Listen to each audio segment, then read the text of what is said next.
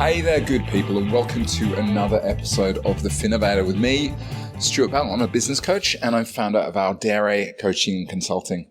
Before we get into this, I want to ask a favor. One of the things that I always look for when I'm looking for my next podcast listeners, I always look through the reviews, because that gives me a really clear sense of whether this podcast or a podcast is a good quality podcast. And equally importantly, it tells me specifically what this is about and whether it's going to benefit something like me. It also provides me personally with a great deal of satisfaction. So I want to say a big thank you to those of you who have already taken the time to leave a review, a 5-star review, and give us a bit of, put a bit of a comment in there, because I'm very grateful that you would. So if you've got something out of this podcast, I would really appreciate it if you just take a moment, hit pause, and head to the review section of your podcast software. I use Apple Podcasts, so that's just a case of scrolling down a little bit. You can click there, leave a 5-star review if you've enjoyed it, and just leave a couple of comments. I'd really appreciate it, both personally, but also to help me sort of share some of the stories that are coming out through the podcast. And today's story is the story of Sam Carroll of Talem Wealth. I had the opportunity to work with Sam and his team over the course of about a 3-year period. So I kind of know a lot about his business. I know a lot about the background and the journeys he's been on. And I just really wanted to get on the podcast and explore it, because there have been so many different phases. What you need to know about Sam is he's built a business that is very profitable and highly systematized. And that's not to say it's been easy. There have been a few obstacles along the way and a few false starts. But ultimately, he's got his business to a place that I think, a lot of advisors I speak to would like to be, where it's not fully dependent on him. And a lot of it can operate without him having to have direct oversight. It's a theme that's come up quite a few times in recent podcasts as well. But I think what makes this really interesting is one of the areas we spoke about towards the end of this podcast was to do with the changing role of licensees. You see, Sam is part of a group of emerging type of licensees that I kind of call small giants. These are licensees or conglomerates, if you like, really small groups of advisors who have come together based on shared value with the idea of creating efficiencies, not because they need to be part of a big licensee, but because they are self-licensed, but they want to create synergies. They want to create support. And they want to do things in a certain way without having to compromise on some of the reasons that they became self-licensed in the beginning. And we talk at length about not just Sam's journey and how he got there, right from the very beginning, by the way, starting out working in the family business all the way to the point where he bought the business out, and how this arrangement comes about. We talk in detail about what he's learned about making it work. And equally importantly, he talks a lot about why he thinks this is something that is becoming more and more prevalent, particularly in those businesses who have reached that stage where they have both the ability and the intention to move from, an area where they are potentially under a licensee to something self-licensed. So check it out. I hope you enjoy it. I know I did. Let's jump in and chat to Sam with Small Giants. I first met Sam, I think it's about maybe 3 or 4 years ago. And I kind of felt we really had it off straight away. And I had the opportunity to work with him within his business and get to know him sort of on a personal level. And there is so much to tell in terms of where the business Talem Wealth has been on, the journey it's been on. But in particular, I wanted to dive into kind of the systems and processes, because Talem is what I would say a business that is deliberately built a certain way, with a focus on not necessarily getting really, really big, or not necessarily, having multiple advisors, but being very, very good at certain things and systematizing really well in there, whilst giving really valuable advice, which I think for a lot of businesses out there, that's a key thing. But I think what's interesting as well, and where I want to get to, is how they transition to that kind of business. And also what I playfully term small giants, which is this growing trend within the industry to move away from a traditional licensee model where it's, big and everything, everybody sort of weighs down to the greater good, to businesses that are coming together based on a combination of values and working together with the aim of, much like this business, kind of just doing things really, really well and creating value as a group, rather than trying to get big. And I want to sort of talk about how that works for Sam, particularly because it's an interesting blend between being, part of a licensee versus the other extreme is self-licensed. I think this is a really interesting spot. So along the way, I'm going to draw upon you. If there's any questions that you have along about anything, please feel free. Lisa wants to hear Sam present. Why wouldn't you? Martin, trying to go on man, really good to see you, Martin. I'll come back to you, by the way. Trying to go on a similar journey with success in a few areas and struggling in the other. But, mate, bring any questions you want to the fore. And if there's something specific that you'd like to sort of, verbally give, just give me a shout. And Greg, welcome as well. Long time no see. Anyway, let's get this show on the road without any further delay. Sam, are you there? G'day, Stu. Mate, how are you? Very well, thank you. How are you? I'm very good. Are you in the new place, which is lovely? Yeah, in the new place. And about to head down to watch the AFL, I believe. Yes, I'm getting as close as right next door to the MCG, as unfortunately I was unable to secure a ticket. Anyone online here that has any last-minute hookups, definitely take one. Anybody has a ticket, please. Be amongst the atmosphere. Yeah, how long have you been into AFL?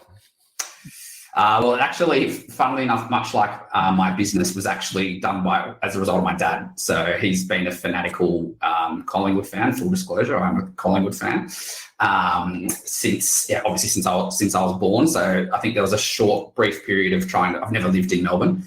So I think there was a brief period of following the Swans before I was pretty heavily indoctrinated back towards the only team that is supportive in our household, which is Collingwood. So. Some would say, I'm not a massive AFL fan, but I know enough to be dangerous. You don't look like your everyday Collingwood supporter. You must get that pretty much the first thing that pretty much everyone says when they find out that I'm a Collingwood fan. So yeah.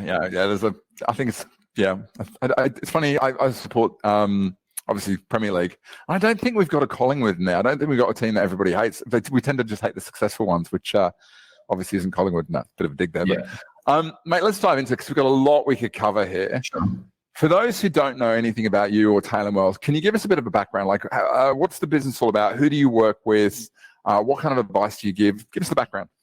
Sure. Okay. So I guess, high level summary. So our business is now Talem Wealth. Used to be called WB Financial.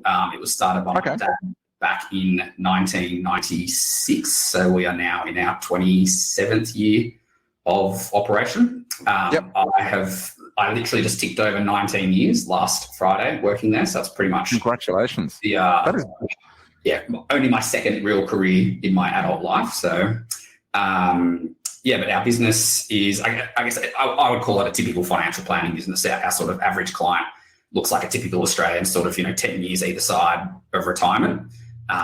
The advice that we provide is largely holistic advice, so around superannuation, personal investment, insurance, with a big focus on strategy and cash flow modelling as opposed to necessarily just investment management. We have about 165-ish actually service clients and currently delivering service to that with 4 staff. Okay, that's actually a pretty low footprint for most businesses, and I look at it. We'll maybe get into that a bit more. The cash flow thing, it's interesting. I've worked with some other WB practices in the past, and cash flow was always a big part of that model. Isn't that right? Yeah. Long before anybody else was doing it. Yeah, I think so. We've definitely, I think it's probably the hardest part of advice to deliver, and something that we do less of these days than we ever have done before. But the one thing that we have stuck with is the actual modeling in terms of for the technical, I guess, software being the X tools modeling to actually show wealth projection and wealth accumulation and sort of year by year goals kind of thing, which we think is sort of the thing that the clients tend to value the most in their interactions with us. And I think I'd love to get into a bit more about the cash flow and the software and also the valuing, but can we go back to the very beginning? You mentioned 2 careers. What was the first one? My very first job out of high school, I used to sell Mercedes-Benz in Mossman. Oh, right. Okay, cool. And how did you get into that? I left. I actually had zero intention of ever being a financial advisor and ever working with my dad at all. Like, if you asked me back in high school days what I thought of that, I would have told you that it sounds like the most boring thing ever and the absolute worst idea. And probably part of that was I'm sure there was some rebellion factors included in that. So when I finished high school, I was really into cars and decided that that selling them would be a pretty fun job, but I only wanted to sell prestige cars. So I basically walked into every prestige dealership on the North Shore and Northern Beaches and asked for a job. And it just so happens the one 500 metres down the road from my house was the only one considering taking on sales cadets. So started there as a trainee salesperson and then worked there for So I think 3.5 years in total. By the time I was 21, I'd driven basically every single Mercedes-Benz for sale in Australia up to like $1 million price. What's your favorite? Or what was your favorite? Probably SL65 AMG bi-turbo V12. Man, you cannot beat the way an AMG sounds. It's a next level. I've never heard so many different cars, and every time I hear an MG, I go, "You win." Yeah, they're amazing. So obviously, you sort of did that, and had no intention of joining. How did it come about that you just went from not going to do it to? So I did fairly well selling cars because I guess I was passionate about it. But I pretty quickly, I guess, calculated/figured out that there's only so many cars a person can physically sell in a year, and that generally meant to do that you had to work at least Saturday, if not Sunday as well. So I decided that was probably a viable long-term plan for my lifestyle desires and aspirations. So at the time, I went to my dad and hit him up for a part-time admin job so I could go back and finish the business degree that I had briefly started before that stint selling cars. And again, still with zero intention of working for him. And then I think that within 6 months of working there, I'd switched from full-time uni and part-time work to the other way around, full-time work and part-time uni. And then, that was 19 years ago now. And here we are. What changed? Like to go from, I mean, you obviously, you've been doing it for 19 years, so you must have found some element of that you actually enjoyed. Yeah, well, I think first and foremost, probably the fact that it wasn't, from the inside, it wasn't quite as boring as it looked like from the outside, ultimately. Just seeing, like, I remember the model of our business always for a long time was to have two, like we ran an advice pod. So there was always two advisors in every meeting. And so generally for me in the starting period of that time, it was with my dad as the lead advisor.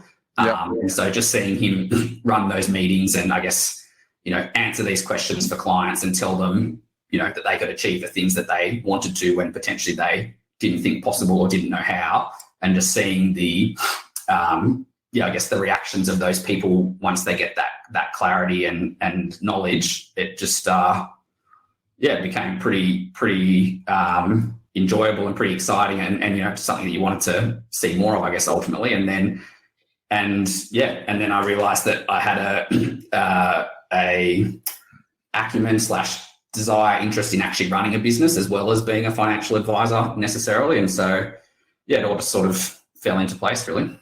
Okay.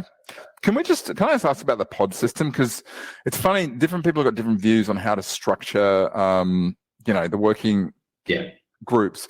And this is one that comes up time and time again where you have an advisor and associate advisor, and then essentially the associate advisor is going and dealing with the team in the back office. What's your take on that as a model? My unfiltered take? Unfiltered. That it's an incredibly unprofitable way to run a business. Okay. Yeah. So basically, I guess to put that in context, so I first bought into our business back in 2007 and like just small increments initially, and then towards the end of it, accelerated that, but fully bought my dad out in 2019. So started in 2007? Yeah. Wow, that's a long buyout. I know, yeah. Well, it was kind of like a token bid in 2007 and then a little bit, 2009, then bigger bits. And then I think in 2019, we finished it. The final purchase I made was like 40% of the business, basically. So I'd been the owner for a little while. And at that time, we had probably a similar number of clients, probably a little bit less revenue. And we had a head count of 11, full-time equivalent, probably, let's call it 9. And pretty much overnight, I restructured all of that and replaced 4 people with 1 person, did away with the pod system and just had a single advisors managing their client books. And then over time, we sort of evolved that further. But to the point of the profitability. So when I bought my dad out, I think we were running at like 17 or 18% EBIT. And today we run at, we'll probably hit 50 this year. Okay. So that's a really long 17, 8% EBIT, right? And now to 50. That's a really long transition period, right? You're going from 2007 when you started the buyout. So at that point, you made a decision you wanted the business or you wanted to own it. Is that right? Yeah. Okay. And what along the way did you try and change which didn't get changed, or you didn't quite get traction all the way to, like, how quick what I'm saying is, by the time you actually changed, you obviously had a clear idea of what you wanted to change, but that would have developed over time, correct? Yeah. So I think, not funnily enough, maybe frustratingly enough, let's say from 2007 to 2017, not a lot changed. Okay. Had some ideas, but my dad was largely still the general manager, I guess, for want of a better term. And also, we at the time were licensed by a dealer group owned by a financial institution, a bank. Yep. So we were pretty, I guess, hamstrung in the things that we could do. Yep. But yeah, I guess for the big changes, really, so that change really happened in 2019. And a couple of key things happened at that time. Firstly, I finished the buyout. Secondly, we left that dealer group and started our own license. And then that coincided with being able to use offshore resources, which wasn't allowed at our previous license. And then I guess probably the other key piece to that, which was happening along the way, but has accelerated again since that time, is we have been users of managed accounts for a very long time, since 2011. But again, in sort of 2017, 18, we probably had, of our, let's say at the time, 150 million of FUM, probably about 60 of it would have been on a managed account platform. And the rest all spread out across that. Whereas if we fast forward today, of our 200 mil approx of FUM, about 180 of that sits on the one managed account platform. So that's interesting, because when I was at MLC in the early 2000s, their proposition was obviously they would go in and they'd say, don't just give us 10% of your book, give us all the book and we'll put it on the platform. And there was a really strong migration from having multiple platforms to having a single platform. Whereas by the sounds of it, the journey that the business went on was exactly the opposite. Is that correct? No, I think it's ultimately, I think it was, so back when in say 2007, we probably supported four or five platforms. And then it went up and up. And now it's basically one, pretty much. Okay, but it went the other way and then came back. Is that correct? Yeah. Okay. So if you look back on the biggest learnings or the biggest reasons that you kind of decided, you went from being a big team, 17% profit, and then just decided, okay, we're going to flip this around. We're going to have fewer employees. We're going to go to 50%. What are the biggest learnings or things that you did that enabled you to do that? Yeah, so probably the biggest thing is that you need to get really, really critical about the stuff that I touch myself, ultimately.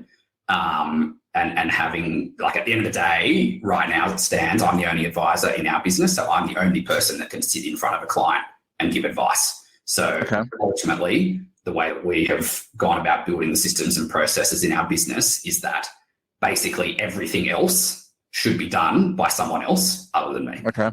Is that the main thing? I think that's probably the overarching thing. And then underneath that comes off a whole bunch of things like, the fact that we run a managed account in risk profile, weighted SMAs that doesn't have a requirement for rebalancing is a pretty massive thing. So in terms of advice documents in our business, we don't really we don't have almost any need for rebalance SOAs or ROAs. I guess the offshoring thing is another, I view it as sort of a force multiplier. It has its pros and cons overall, but the reality is that you can basically get two people over there for the cost of one person over here, roughly speaking, which is a pretty useful thing to be able to access. Yeah. And I think probably the final part to that is just around the people that you surround yourself with. So a lot of, working with you has been a massive benefit to our business in a lot of that work that we've done. And we sort of started that offshoring journey and business growth journey together. And then aside from that, then my business partners in the license are basically our peer group now. So we catch up, we're on the phone to each other sort of every other day whenever someone's got a problem or an issue they're trying to work through. Having that team around you that's either done it before or is very helpful. I want to come back to this, the peer group, but can I just unpack a couple of these? Because like some of these, you talk about them as if they happen very easily for you, but I know that they do. Definitely not. Yeah, it's not. It's like, and the first one, the headliner is get clear about what you as an advisor do and touch. Yeah. And I know there's a lot of, one of the quotes I love off the back of the Alan Smith thing I did, and we were talking about the evolution of his business and the fact he's not involved with advice. And one of the things he said that really struck home with me was, if I'd gone back in time and told past me the things I wouldn't be doing as an advisor anymore, I would have laughed and say, that's my bread and butter. That's where it came from. It's not easy as an advisor to go, I'm not going to do that. I'm not going to do that, and extract yourself from it. Yeah. Like, did you get it right first time, or did you have to go through? And even today, it's still not perfect. So I guess, and also based because of the fact that coming up through our business, so I started basically in the filing room, filing paperwork, and then doing X-Tool scenarios, and then writing advice documents, and then implementing advice. And so, like, I still to this day know how to do all of that. And so often, sometimes through my own fault, if I might have left a task too late to be able to brief someone on how to do it, then I end up touching something like that I shouldn't touch, kind of thing. But when that happens, we know that something's broken in our system or process, that like it shouldn't come to that. So yeah, there's definitely, I think there's further ground that can be made in that area and further improvements. What do you think are the biggest mistakes that you've seen from others that you've managed to overcome when it comes to being able to hand things off and get to the point where you can go, I'm not doing that anymore? It's a good question. What do you do differently? That's the kind of point. And this is, well, actually, I can tell you the one that I'm most recently grappling with, which I think is a big one, is the next part that we're focusing on is, so when we talk about advice production, or at least strategy development, moving into advice production, I'm still quite involved in that, in developing the strategy and documenting the reasons and all of that. And Walker Land just recently hired a paraplanning manager to basically take all of that off the advisor's desk. And so that's something that I'm struggling with, because, I like my advice and strategy to be a certain way. I like the document to look a certain way. I have a certain, preference when it comes to selecting certain things. So all of which are completely teachable to someone else, but it's just the learning of trying to let go of that. But we've identified that in a week, as a result of this hire, there's probably another anywhere between, say, 4 and 8 hours of my time that I can get back if I can fully embrace that. Okay.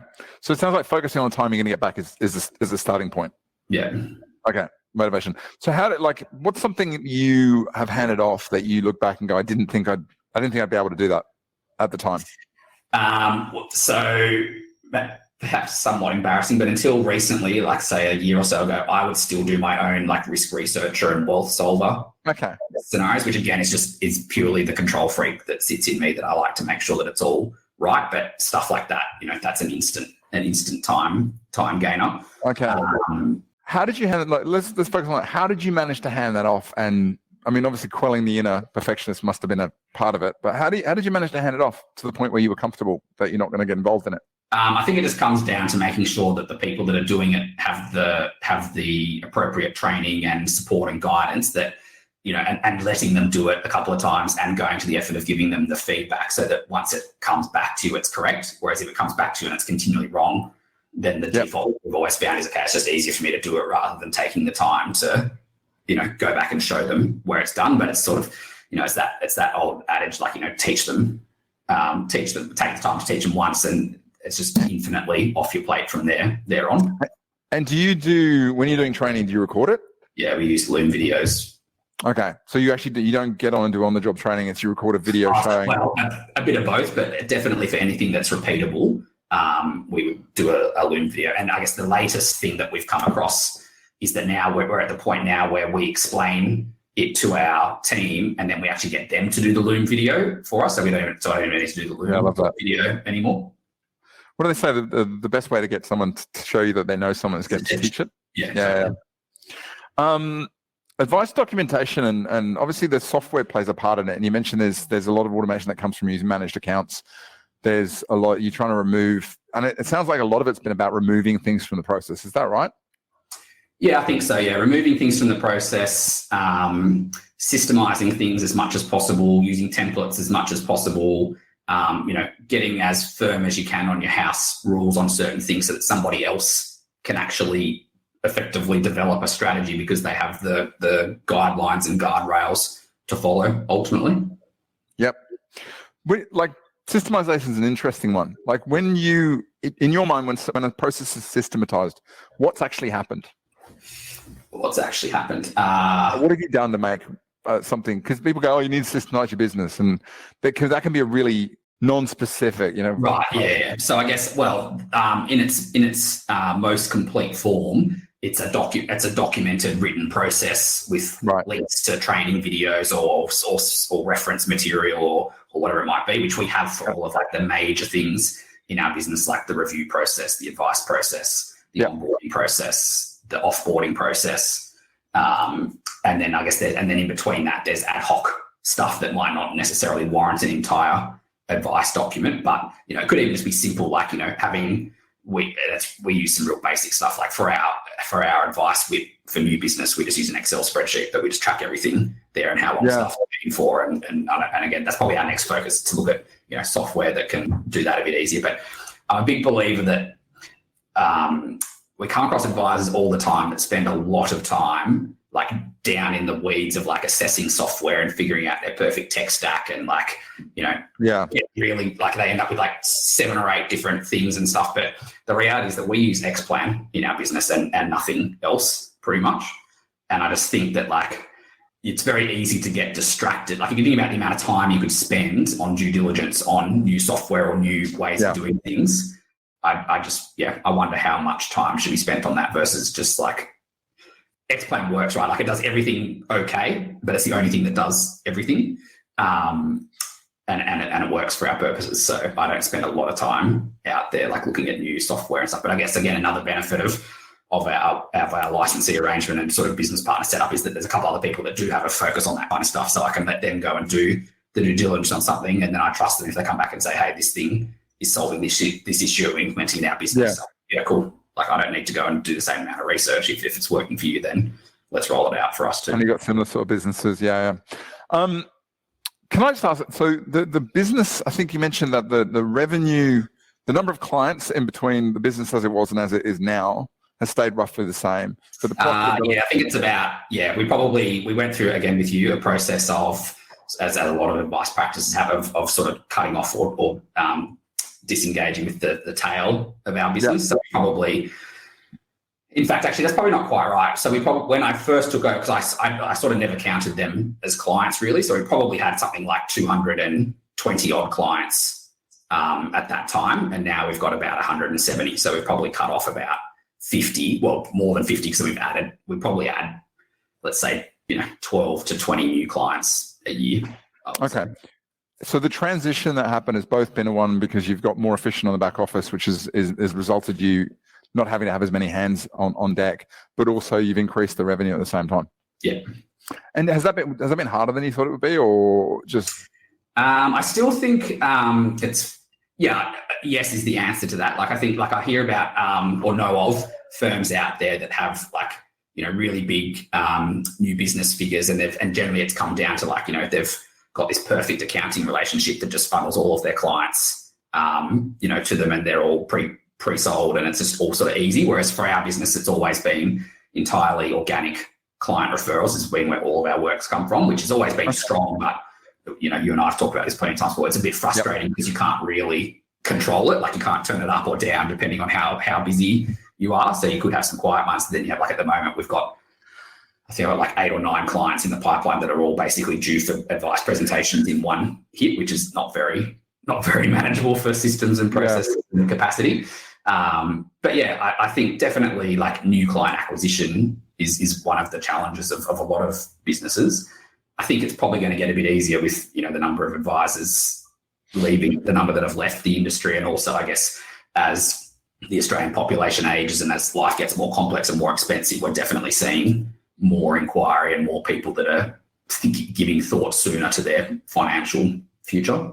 Yeah, there was a real burst. It sort of began at the beginning of last year where suddenly a lot of people have just decided I want to retire, and they're done. And it's just, I mean, the financial landscape right now is all over the shop on various different levels. Legislation still pouring through left, right, and center. Let's. I could keep talking about the business. I'd love to challenge you a little bit on the lead flow, but I think we'll park that for the time being because it's not the first time we've had that conversation. But I want to talk about the Walker Lane thing because, as I said, I remember a while ago we had this conversation about I think this can become a prevalent model. For those who don't know what the hell we're talking about, what is Walker Lane and how does it differ in your mind from, let's call it, a traditional licensee relationship? Yeah, sure. So Walker Lane is our AFSL. It was started by myself and a couple of other advisors back in that 2019. Basically, the first thing I did, or one of the first things after the final buyout, was leave Financial Wisdom and join Walker Lane straight away.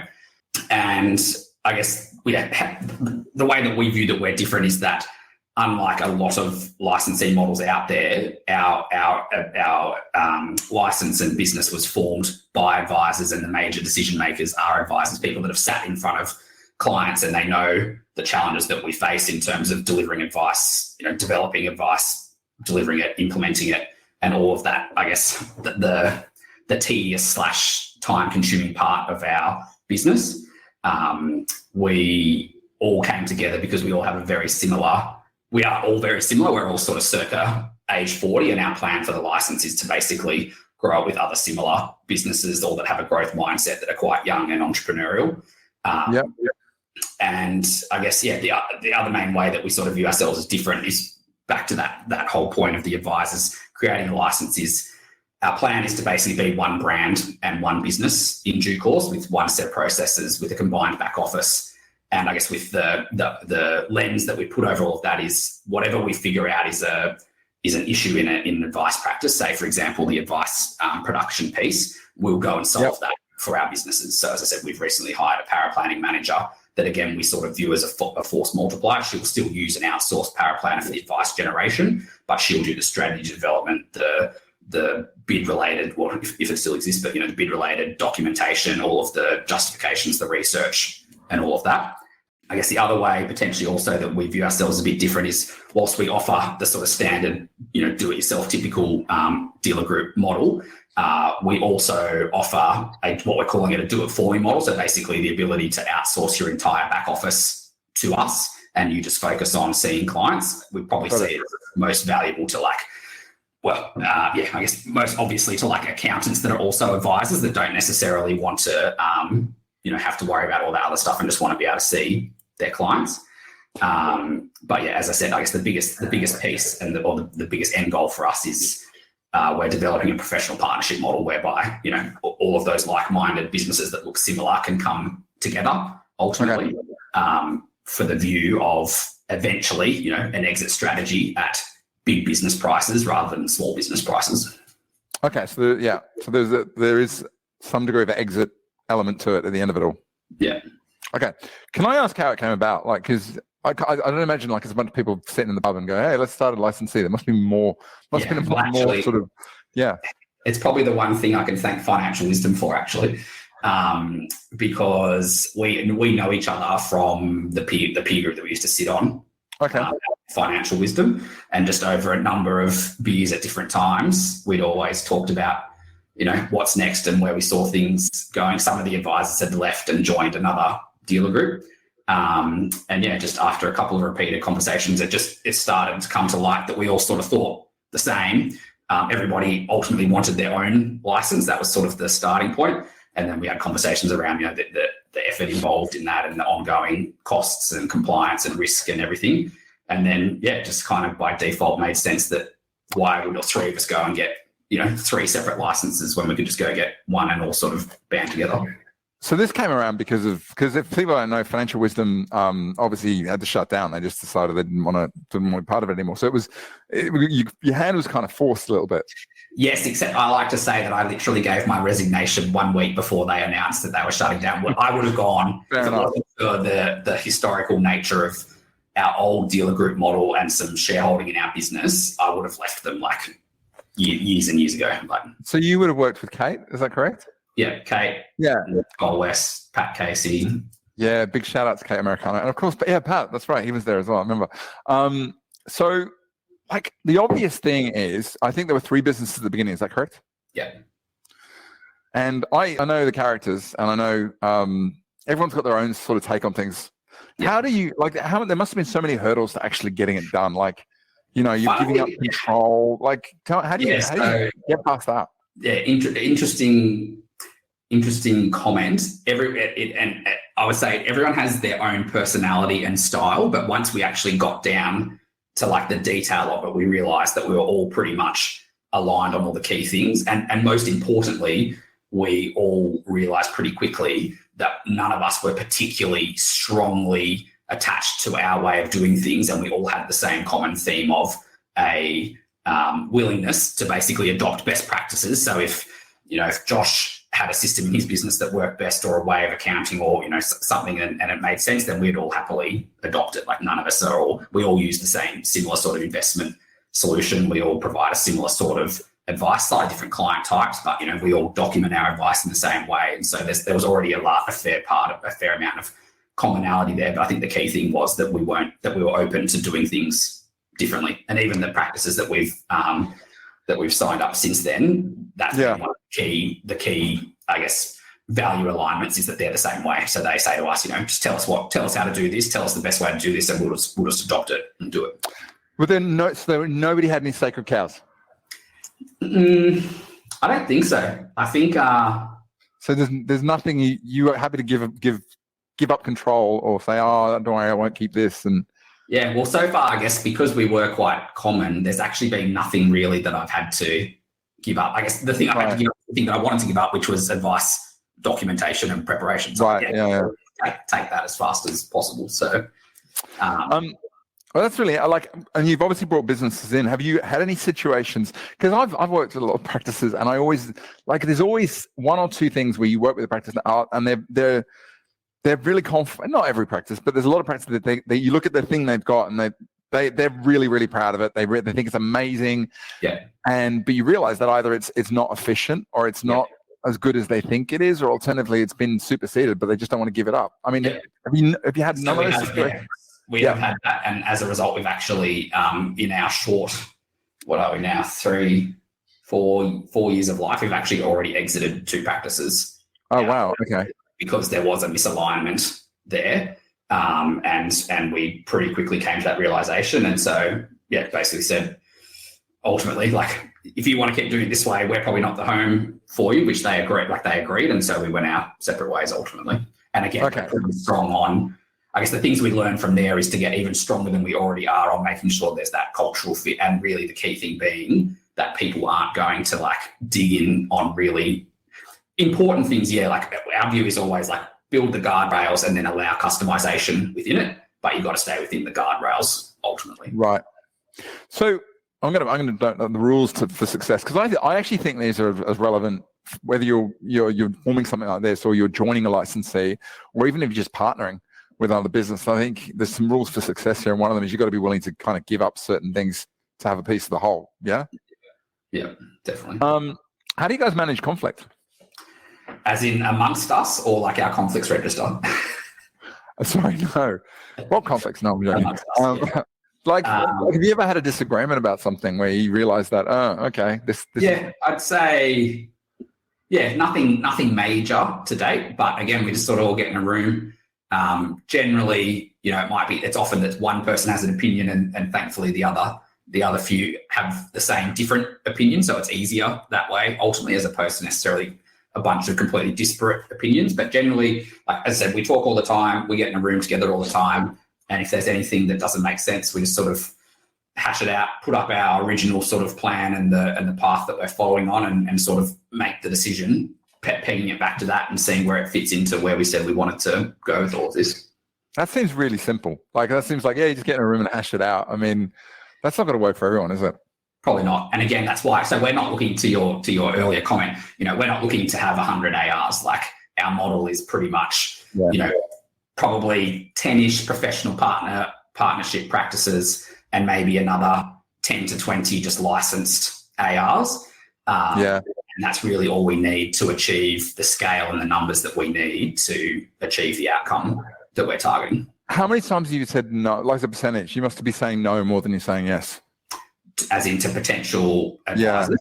Yeah, definitely more no than yes. That must be it, because obviously you've got a small practice and you're a small thing, and if you get big quickly, you get scale, but you're saying no very actively. Is that hard to do, or is it just you just get used to doing it? It's actually really, because we are so clear on what we want it to look like. And I think because what we're looking for is, I wouldn't say it's niche, but it's definitely not common. Like even the age and the business stage in itself is pretty, like, you know, most advisors out there are probably a good 10 plus years older than most of us, especially ones that own their own business.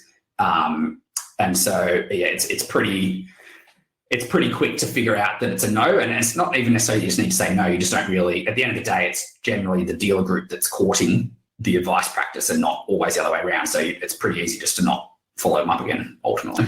So if you go through and you look at what the practice has to have or agree to, software must be something. It's like, if you're going to come on board, we all use the same tools, software, correct? That's probably the one thing that gets the most discussion at the moment. So where we've landed at the moment is that advice production and compliance storage has to be an X-Plan.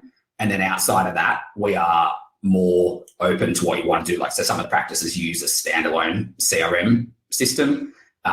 Some practices use the Astute Wheel for their like projection and client engagement stuff. But at the end of the day, the SOA is run out of the SOA wizard in X-Plan, and the files are stored and audited through X-Plan. And simply because it's just, you've already got the templates and it works, is that right? Yep, yeah. We've got the template. It works. For advice production is probably the thing that's strongest at. It's really just the CRM and workflow management and stuff that it's pretty average on, in my opinion. So when you look at the things that you're deliberately looking to share or leverage, paraplanning is obviously one of them. Software templates is another one. Training? Yeah, so like we run masterclasses and peer group days quarterly, which we encourage everyone to, well, which everyone does come to, but also people from outside our group are welcome to join as well. The other parts that we're next focusing on that we think is the next part we can take off of businesses is advice implementation. Right. So we'll look to potentially have an admin resource in the license to do that part of it as well. And obviously we're probably sort of hopefully holding out for some good news come early in the new year when some of the stuff might wind back a bit in terms of some of the other compliance / admin burdens in practices, other QAR stuff. But yeah, ultimately, you know, the way that we view it or position is that we say if someone comes with a good idea, or actually probably the other way around, if someone comes to us with a problem and someone else says that they've got the same problem, then we'll go out and find a way to solve that problem ultimately. And the paraplanning was the perfect example at our most recent, it had always been a plan for us, but at our most recent peer group day, without fail, everyone around the room, we always talk about challenges, wins and challenges at the start of the session, and without fail, everyone's challenge was paraplanning and advice production. Wow. So I think within a month of that peer group, we've gone and hired someone to look to solve that problem for them. And I guess because there's so many of you attacking on multiple fronts, it's easier to kind of solve the problem. Yeah. What about, I mean, like the legal setup of this must have been quite significant, costly, and yeah. And that's probably one of our, and I talk to a couple of advisors all the time, they're like, I'm just going to go get self-license. It's just easier. I can just go and do my own thing and sit there. Like, probably one of the things that we were most, not surprised, we knew it was going to be the case, but one of the probably the most underestimated is the amount of money that we spend in legal fees, both for agreements, for set up stuff, for onboarding, offboarding people. Like, it's just, it's a big number. Right, and you'd have to get it checked by everybody across all. Like, are you using the same lawyer or multiple lawyers? So Walker Lane uses 2 lawyers, one financial services expert and one contracts litigation expert. Right. But then ultimately, each of the individual partners, it's up to them really. But if they want to get their documents reviewed by their lawyer, then potentially there's like 6 to 8 lawyers in the mix there. Yeah. Wow. Okay. So I imagine you have to be a bit more patient with things at times. Yeah, I think depending on who you're dealing with, some stuff goes really smoothly and some stuff can go really slow. Right. Okay. But I think one of the things that we've done quite well is that we've, I guess, broken up the responsibilities quite clearly between people. So like in terms of the doing of it, like the legal stuff, for example, Josh handles most of that. And so it doesn't take until it's ready to be reviewed. It doesn't really take up anyone else's time. So we can kind of like ring fence it that way a bit. So you do have kind of, I want to use fiefdom as a, I didn't want to use fiefdom as a word but you obviously have your own little sections and that's kind of agreed up front. Yeah. And did that come about naturally, or did you have to sit down and go, okay, I think it did ultimately, although mine, I think, was just default. I ended up as bloody RM and compliance expert, which was the most exciting job. But I think that was a function of the fact that I was the last out of financial wisdom, so probably had the most visibility into like how extreme the bid stuff could get. And so we've kind of taken like the institutional grade level of that and try to then, make it commercial, but still keep a fair bit of the safety measures in place then. I saw Paul Barrett, I think it was an article, and he was talking about self-licensing as being about a number of different things, but one of the things it has to be about is you're willing to take ownership and responsibility for your interpretation of the compliance requirements.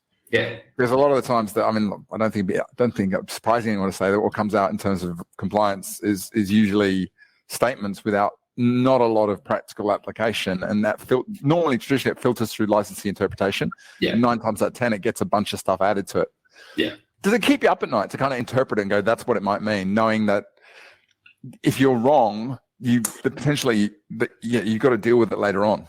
Until you put it that way. No, I'm joking. I wouldn't say it keeps me up at night, but like there's definitely an element of that. But again, I think it's just about being smart in how you do things. So like we've got an independent chair on our RCC. We use like an outsourced compliance service for like questions and that kind of stuff. There's numbers on there. Like we all have industry experience and some more so than other. Like some people are responsible for like building bid frameworks and stuff in large financial institutions and stuff. So I think we've got enough of the capability around us to be confident that the decisions that we're making are the correct ones. And I think also like at the same time, again, being advisors for advisors, like we run a commercial view over things and maybe don't go quite as ridiculous as what a massive bank would have. And we we still we tick all the boxes. We meet all of the requirements. We've spent a lot of money on legal fees, getting obligations registers all drafted up fully and mapping all of our obligation requirements back to all of that. So we're pretty comfortable and confident that we're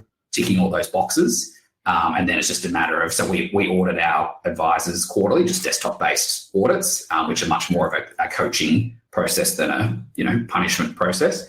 And then now in particular, as we bring that advice production in-house, we believe it just adds us another layer of protection for the license and something that we'll be going to our PI insurer for next round of renewals to basically, I guess, put forward the case that we are less risky than other tools out there.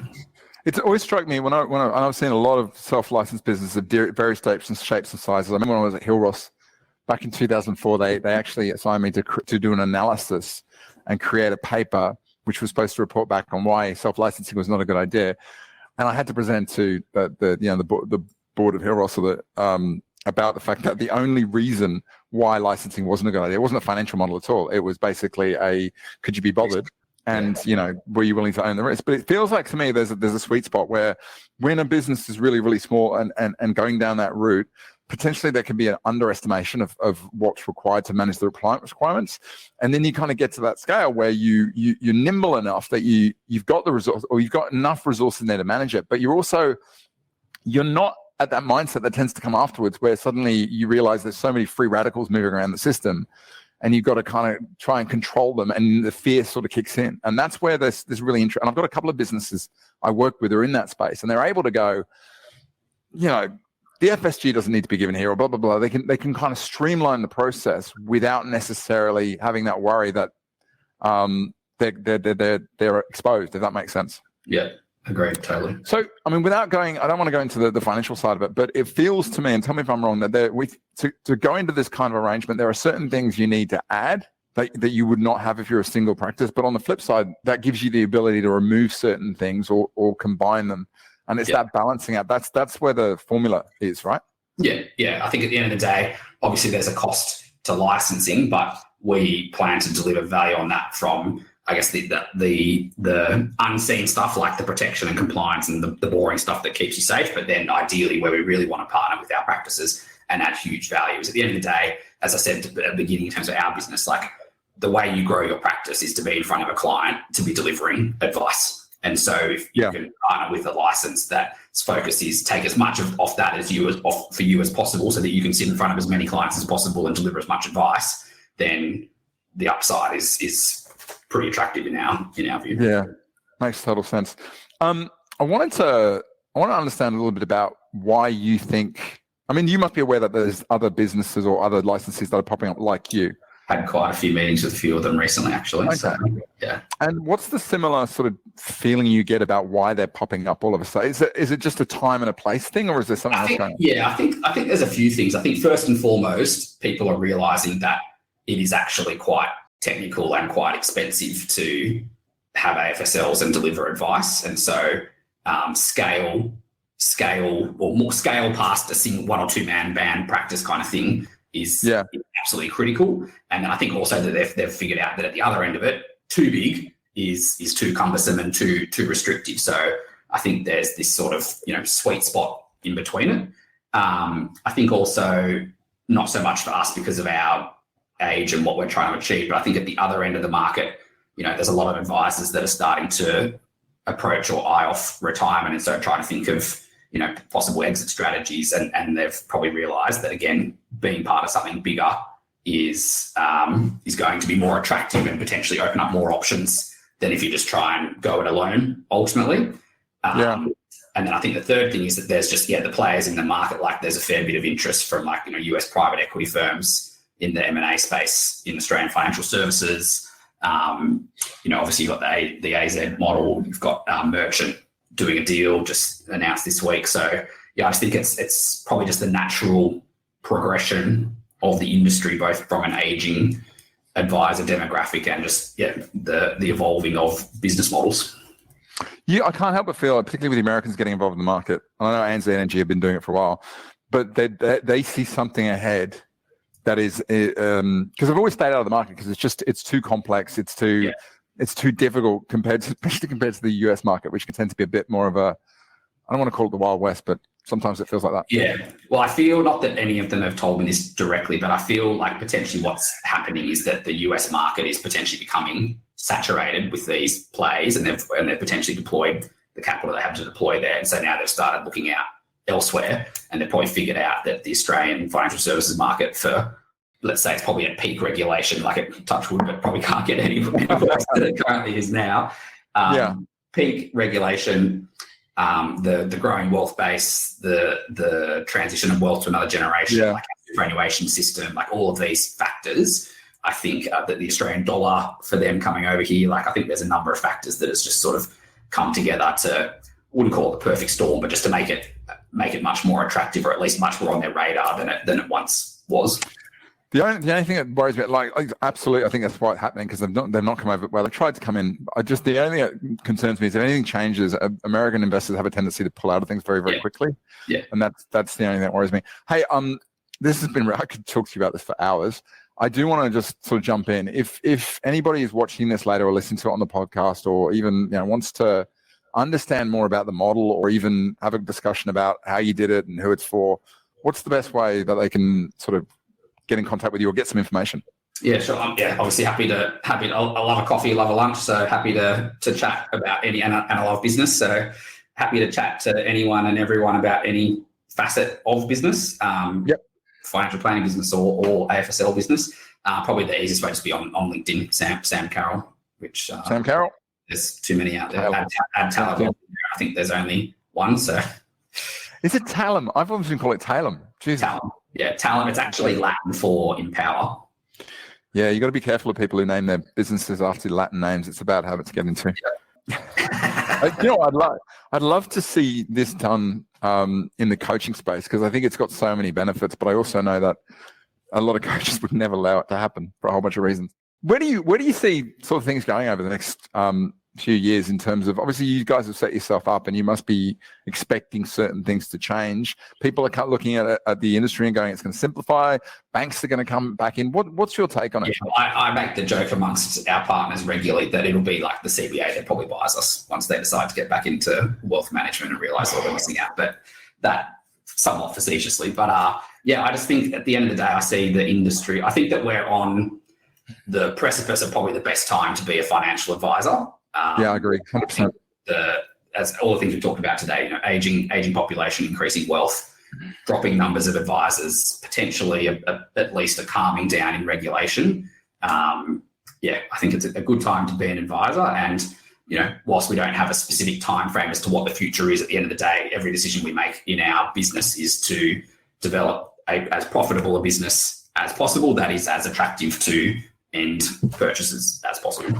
I think if you as a business owner, as a practice owner, have endured the last 5 years, you've probably picked up a load of processes and systems in your business that are weighty, but if you're still here, it means you've systematized it, you've managed to make it profitable, which means as the technology gets better and we strip out a lot of the complexity that doesn't serving anyone, suddenly you're in a situation where you've got an efficient business, you've got a lack of advisors in the industry, you've probably got a killer proposition because you're still here, and stuff like this where you can leverage this to create efficiency and ultimately eliminate certain things so you can get back to what you're doing. You're 100%.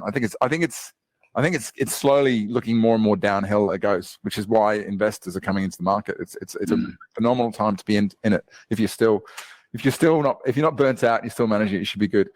Man, this has been incredibly useful. Thanks, Stu. What I would love to get, if you could, I know Margaret's head off, Greg, Josh, Martin, and Adelia, would you just pop in the chat box the main thing that you've taken from today that you think has been most valuable or useful, or you felt like you'd implement in your business or definitely look at? That'd be really helpful. I know I like to get feedback on this stuff.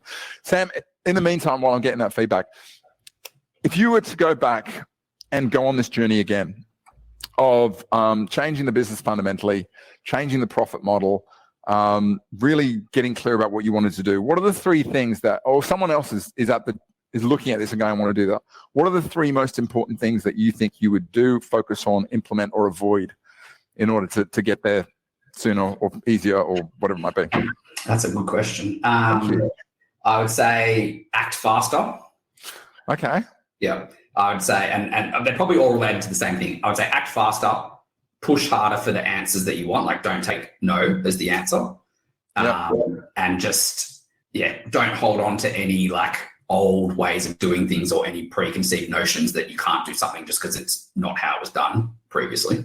Okay. So limiting beliefs. I love it. Cool. Greg says some of the trenches realities, the outlook ahead for the industry and the implication of US investors coming in the market. Me too. I like having this discussion because I think that's one of the things that you kind of notice if you don't talk about it, it's not as obvious as it is. Martin, love your clarity and how it allows you to say no to the wrong opportunities. That is something you've always been really good at. I mean, there's a George Bernard Shaw quote I like, which is, the reasonable man adapts himself to the world. The unreasonable man adapts the world to suit to himself. Therefore, all progress depends on the unreasonable man. I love it. Do you want to know the one that I like that you always say to me, which actually has caused me a lot of heartache over the years? You always say to me, if it's not a hell yes, it's a hell no. Yeah, if it's not a hell yes. I'm like, oh, fuck. I'm like, oh, it's not a hell yes. I need it to be a yes, but it's not a hell yes. So deep down, I think if you actually get back to it, if it's a no. I absolutely agree. Greg, getting back some time is such an important motive. It is, right? When you can see at the end of it, I do the role audit thing, as you know, and when you put in front of it, so if you give up these 7 things, you'll get 10, 15 hours back in your week. That's the motivation. Otherwise, there's no really reason to do it. Adela, interesting to hear Sam say that the pod model is unprofitable. And good to hear his path to self-licensing and also the future of the industry. Sam, this has been amazing. Thank you so much. Any final thought, Jerry Springer? Maybe I'll just comment on Adelia's comment. So the pod model, I think, is unprofitable unless you have very, very high fee paying clients. That's fair. Very high fee, 30 to 40K plus. Then it works. Yeah, I agree. I do the pricing on it, and you're doubling your costs in at least 30 to 40% of the process you're doubling up, which if you're pricing it, a lot of people go, yeah, but the efficiency's off the back of it. And I was like, yeah, but you can kind of get the same efficiency by doing audio. You can get that with offshore resources. You can get that. You can just audio summaries, video. You can do the same thing without having to have two. And let's be honest, if you've got an associate, they're probably sat in the room most of the time doing on autopilot most of the time anyway. Yep. Agreed. Mate, enjoy Melbourne. I hope you get. Remember, if anybody's got tickets, please hit it up. I hope you get in the stadium. I hope you get the result you wanted. And mate, I'll catch up with you soon. Thanks, Stu. Catch you later. Okay. Thanks, everybody. Have a good one. See ya. So there you have it. I hope you enjoyed that episode of the Finnovator. I personally had an absolute ball talking to Sam for a whole variety of reasons. But if you do have any questions about anything we covered, feel free to reach out to Sam, because he is he's a very social person, but also he's very proud of what he has created. And I know he's more than willing to share insights into how it comes about, who it's for, and sort of what he's learned along the way.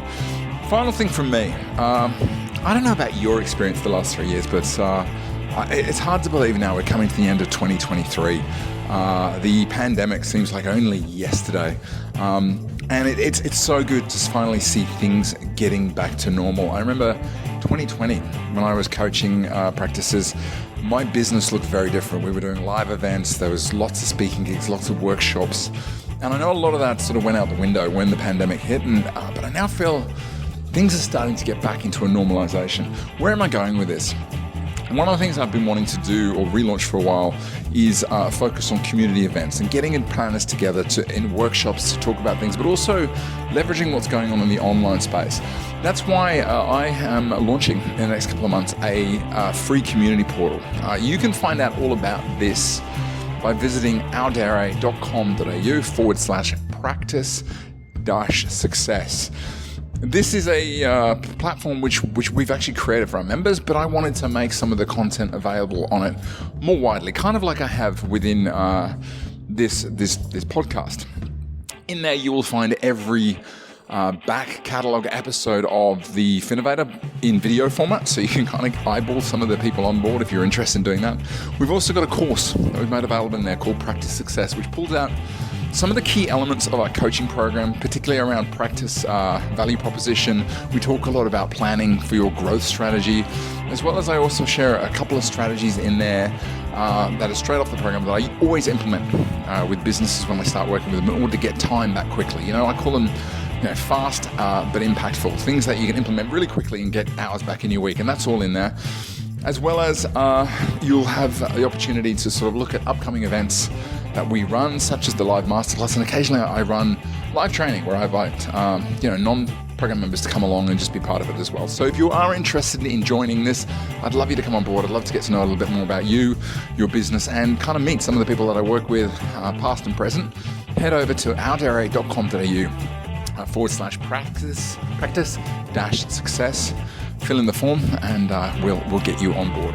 That's it from me.